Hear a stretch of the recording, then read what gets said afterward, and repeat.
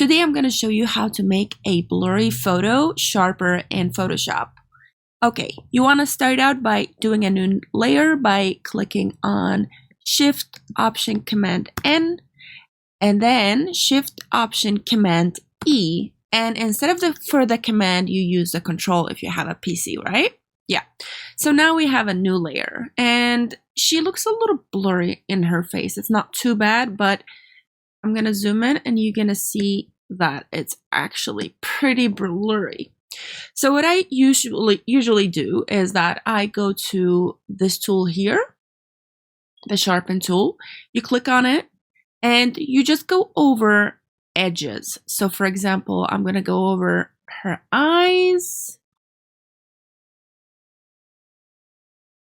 Also, just the frame of her face, her lips, her nose.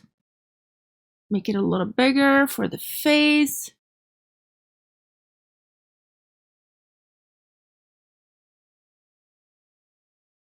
And then that's the after, and this is the before. After, before. And you can go around her shoulders, etc. also. I want to keep this pretty simple. Depending on what kind of photo you have, you know what to do with it. So here's before and here's after. Before, after.